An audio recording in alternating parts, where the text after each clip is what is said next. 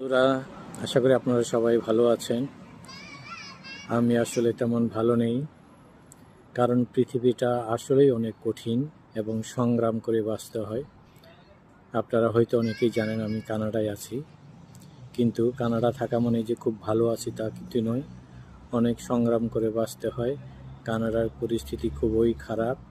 এখন এখানে জব নাই। তাছাড়া আমি যে কারণে এসেছি, বাংলাদেশে আমাকে হত্যার চেষ্টা করা হয়েছিল, এজন্য আমি কানাডায় আসতে বাধ্য হয়েছি। কিছু ইসলামিক জঙ্গি গোষ্ঠী, বিশেষ করে হেফাজতে বাংলাদেশ, তার লিডার আমার উপরে আক্রমণ করেছিল। এই কারণে আমাকে হাসপাতালেও যেতে হয়েছিল। আর আমার জীবন বাঁচাতে আমি কানাডায় এসেছি। কানাডায় এসেও যে আমি খুব ভালো আছি তা কিন্তু নয়। সবাই আমার জন্য শুভকামনা জানাবেন, আর আপনারা সবাই ভালো থাকবেন। ধন্যবাদ।